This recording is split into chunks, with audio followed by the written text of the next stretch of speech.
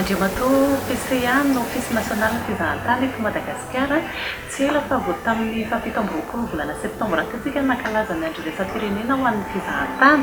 izay natao tany amin'ny Manakara. Ny fantaniana voalohany angamba dia hoe naninona no safidy amin'ny Manakara hankalazana izay andro raisam-pirenena izay dia fantaniana faharoa tonga dia alefako hoe anisan'ny loha-hevitra ny hompanany fankalazana tamin'ity ny resaka hoe tombotsoa arak'asa amin'ny sehatra fizahantany sy ny fanohanana ny sehatra fizahantany amin'ny fanohanana ny ekônomia na toe-karem-pirenena. Dia manao ahoana izay loha-hevitra izay ho an'ny fizahantany eto Madagasikara? Nisy antony manokana ny safidianana ny Manakara satria fantatra fa faritra anankiray koa mba manana ny maha izy azy eto Madagasikara izay ara-tantara sy ara-kolotsaina sy ny environnement moa zany dia tapaka teo hoe andao koa mba hampandraisina anjara Manakara. Loha-hevitra tamin'ity taona ity dia hoe tourisme et emploi zany hoe ny asa ao anatin'ny tontolon'ny fizahantany. Dia raha tsapantsika fa eran'izao tontolo izao aloha dia eo amin'ny 10 isan-jato ange ny toeran'izany asa foronina zany fizahantany zany ary ho an'ny Madagasikara manokana dia eo amin'ny 46 000 eo zany ny asa izay manodidina an'ity fizahantany eto Madagasikara. Raha iresaka fizahantany zany dia anisan'ny resource voalohany dia ny olona izay manodidina aloha voalohany indrindra dia eo koa ny eo faritra rehetrarehetra eto Madagasikara raha Madagasikara no resantsika. Ary izy io dia tena misy ny fanohanana manomboka izao ary efa nisy teo aloha fa ho amafisiny izay fanohanana izay an'ireo sehatra rehetra izay mamolavola na tanora na efa lehibe amin'ny fanatsarana ny kalitao izay eo amin'ny sehatra fizahantany satria ny tanjon'ny firenena malagasy efa fantatsika fa dia ampiakatra an'izay standing mialatsiny amin'ny teny vahiny fa standing ny fizahantany tonga eto Madagasikara zany hoe manaraka izay ny ao ny trano fandraisam-bahiny, service sy ny sisa dia tokony hiakatra avokoa. Nisy vokany ny tany ny atondia tany Manakara satria tsy tao anatin'izay 3 andro ny janonina teo zay dia nanao fitsidiana ny faritra maromaro izahay ary dia hita fa toerana tena tokony androso tokoa ary manana ny toerana eto Madagasikara zany Manakara zany eo amin'ny lafin'ny kolotsaina, eo amin'ny lafin'ny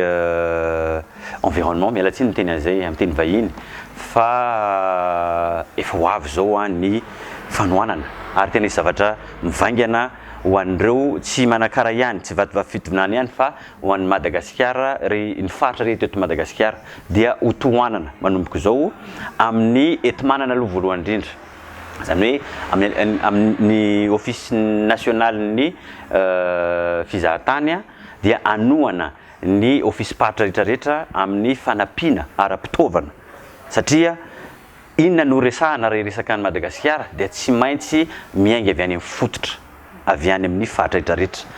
dia amin'izay tena omena fampianarana ihany koa ireo rehetra misehatra ao anatin'ny office paritra dia ireo oloreo no anisan'ny fanohitra anampy ny faritra misy azy tsirairay avy ary amoaka zany hoe produit touristique zany. Les produits touristiques dia hoentina ahafahana mivarotra ny Madagasikara tsirairay isa-paritra. Dia anatanterahana izay tanjona andresanao teo izay ny tanjon'ny GNT tamin'ity vitiny GNT manao kosa ny perspective anatanterahana izay tanjona izay na daholo ny asa atao na long terme na court terme indrindra fa nareo eo amin'ny Office National Fizahantany. Ho an'ny Office National ny fizahantany anomboka hatreto dia tsy janona tsony amin'le firenena efa mahazatra antsika ny fampahafantarana sy ny promotion mialatsiny amin'ny teny vahiny ihany koa fa dia isy ny atao hoe diversification ny marché zany hoe hitady koa lalam-barotra hafa Madagasikara. Anisan'izany amin'izao fotoana izao dia Inde Turquie sy indrindrandrindra satria Turquie zany dia fatatsika fa toerana anankiray zay manana maha-izy azy any Europe de l'Est zany hoe ivezivezen'ny fiaramanidina avy any amin'ny faritra rehetra manodidina adiny roa zany manodidina eo de ho ciblena avokoa zany hoe ampafantatra aloha voalohany indrindra zany Madagasikara zany ary manarak'izay de hisarika hoe ahoana ny ahafahantsika hiara-iasa amin'ny io firenena io zany hoe amin'ny alalan'ny professionnel zany ny tour opérateur de misy koa Asie zay tena hoe hitanareo fa malalaka be zany Asie zany de mbola misy zao ny atao hoe étude de marché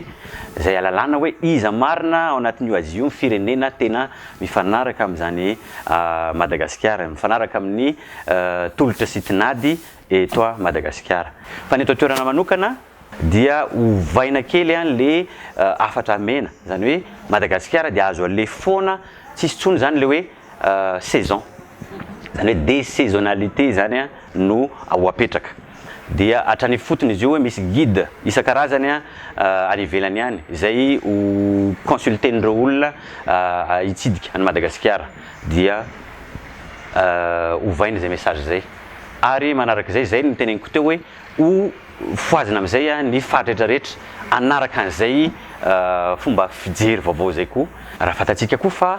misy sala aminareo zao le fandaharana ohatra zahatany zay manosika be de be tokoa